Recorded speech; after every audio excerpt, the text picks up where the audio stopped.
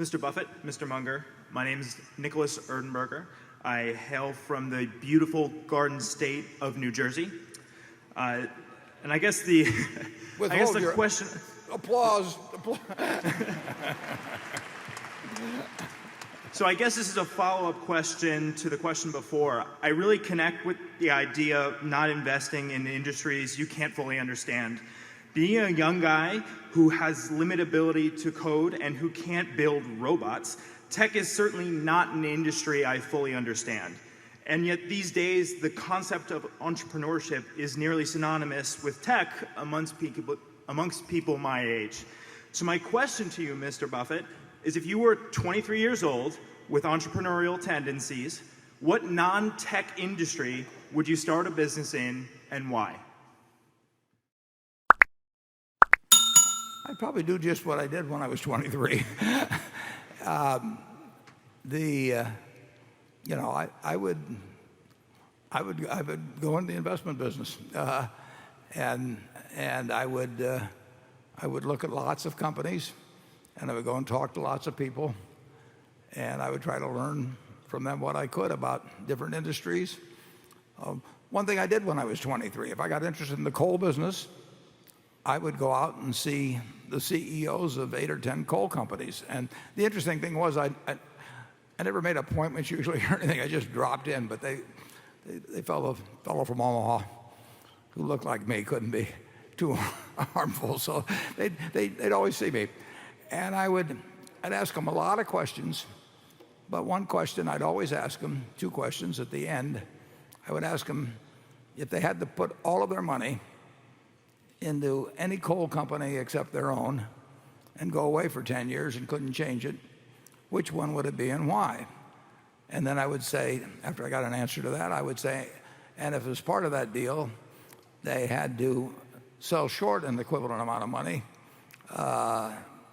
in one coal company, which would it be and why? And if I went around and talked to everybody in the coal business about that, I would know more about the coal companies from an economic standpoint than any one of those managers probably would. So I think there's lots of ways to learn about business. You're not going to learn how to start another Facebook or Google that way, but you can learn a lot about the economic characteristics of companies by reading, personal contact. You do have to have a real curiosity about it. I mean, I don't think you can do it because your mother's telling you to do it or something of the sort. I think it really has to turn you on. And I mean, what could turn you on more than around asking questions about coal companies? Yeah, that maybe be a little odd too, but that's what I would do. And I might, in the process of doing that, find some industry that particularly interested me. In my case, the insurance industry did. And you might become very well equipped, even perhaps to start your own insurance company, but perhaps to pick the most logical one to go to work for. If you just keep learning things, something will come along that you'll find extremely useful to do. I mean, but you've got to be open to it. Charlie? Well, you might try a version of the trick that Larry Bird used. When he wanted an agent to negotiate his new contract, he asked every agent why he should be selected, and if he was not going to be selected, whom the agent would recommend. And since everybody recommended the same number two choice, Larry Bird just hired him and negotiated the best contract in history. Yeah. There are a lot of tricks that people use. We did the same thing as Solomon, actually. There was a Saturday morning when I called, and you were there, Charlie, weren't you? Yeah, sure. I called in, I don't know whether it was 8 or 10 of the managers. I just gotten in there on Friday afternoon, and now it's Saturday morning, and we had to open for business Sunday night in Tokyo, and I had to have somebody to run the place. So I called in 8 people, and I said, who beside you would be the ideal person to run this and why? One guy told me that there was nobody compared to him. He was gone from the firm within a few months, but it's not a bad system to use.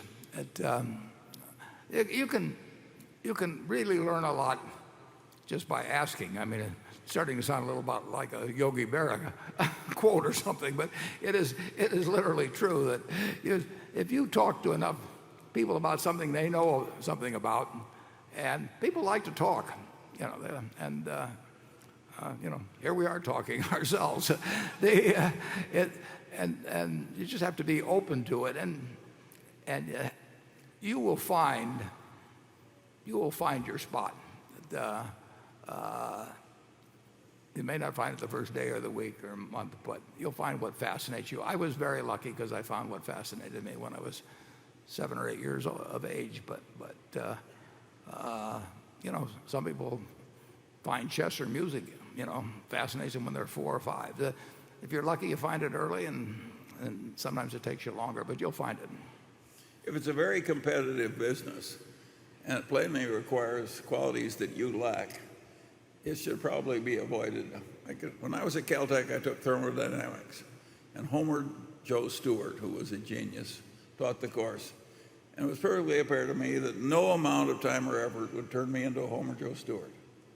He was utterly, impossibly more talented than I could be. Gave up. I immediately decided I wasn't going to try and be a professor of thermodynamics at Caltech. And I've done that with field after field, and pretty soon there was only 1 or 2 left. Yeah. Yeah. I had a similar experience in athletics.